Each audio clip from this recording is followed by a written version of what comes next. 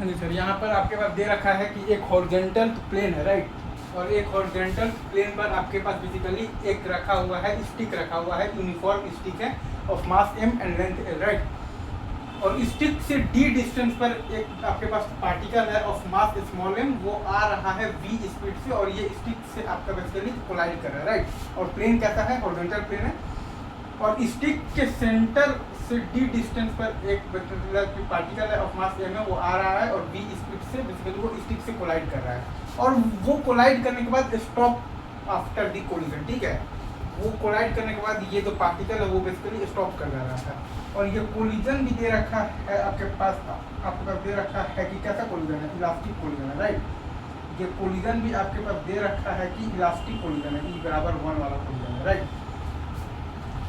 ये कोलिजन आपके पास कैसा कोलिजन है, इलास्टिक कोलिजन है, ठीक है। ये भी आपको सवाल में ही गिवन है, इलास्टिक कोलिजन, राइट। E बराबर 1, ठीक है।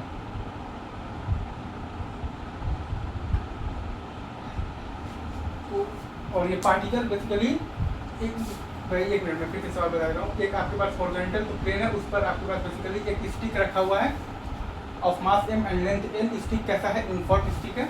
और स्टिक के सेंटर से d डिस्टेंस पर एक पार्टिकल ऑफ मास m वो v स्पीड से आकर मतलब कि स्टिक से टकरा रहा है, राइट। स्टिक के सेंटर से d डिस्टेंस पर एक पार्टिकल ऑफ मास m वो v स्पीड से आकर स्टिक से टकरा रहा है, राइट। और आपके पास कोलिजन कैसा हुआ है, इलास्टिक कोलिजन है, E मतलब कि E = 1 है, राइट। अच्छा, और वो पार्टिकल बेसिकली कोलिजन के तुरंत बाद वो पार्टिकल स्टॉप कर जा रहा है, रुक जा रहा है। कोलिजन के तुरंत बाद वो पार्टिकल स्टॉप कर जा रहा है, रुक जा रहा है।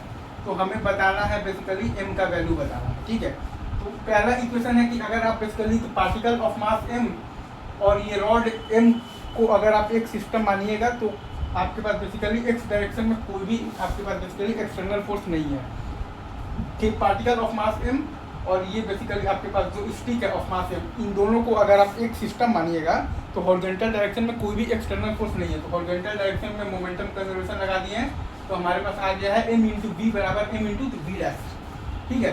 m × v बराबर आ गया है बेसिकली m × v डैश, तो v डैश बराबर आ गया है m/m × v।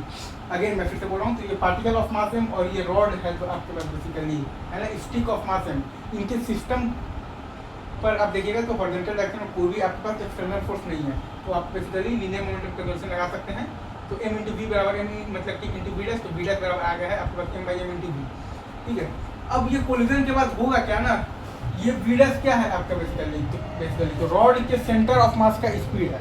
और दूसरा रॉड बेसिकली यहाँ पर क्या करेगा, आफ्टर कोलिजन रॉड क्या होगा आपके पास यहाँ पर बेसिकली CTRM होगा, ठीक है। CTRM में v डैश आपके पास रॉड के सेंटर ऑफ मास का स्पीड आ गया है m/m × v, राइट।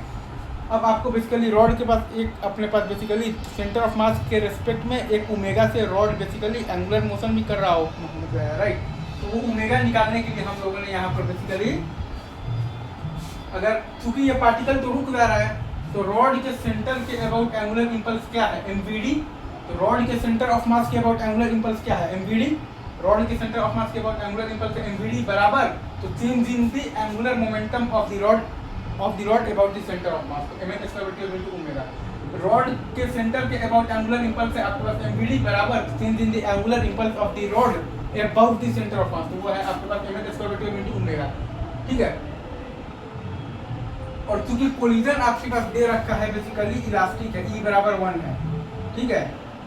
E बराबर 1 है तो आपके पास बेसिकली तो वेलोसिटी ऑफ मतलब कि ऑफ सेपरेशन आपके पास क्या है बेसिकली तो v डैश और प्लस ओमेगा d। आपके पास वेलोसिटी ऑफ द सेपरेशन आपके पास क्या है, v डैश और प्लस ओमेगा d है। और आपके पास बेसिकली तो वेलोसिटी ऑफ द आपके पास अप्रोच क्या है बेसिकली तो v है, तो v बराबर आपके पास क्या आएगा, v डैश और प्लस ओमेगा d। अगेन मैं फिर से लिख रहा हूँ, आपके पास यहाँ पर वेलोसिटी ऑफ द सेपरेशन क्या है, v डैश और प्लस ओमेगा d है, राइट। ये बात सही है क्या। और आपके पास वेलोसिटी ऑफ द अप्रोच क्या है, आपके पास वेलोसिटी ऑफ द अप्रोच क्या है, वेलोसिटी ऑफ द अप्रोच है आपके पास v। तो चूंकि E बराबर 1 है आपके पास, तो यहाँ से आपके पास आ गया ना कि v बराबर है आपके पास v डैश और प्लस ओमेगा d, इसमें तो कोई डाउट नहीं है।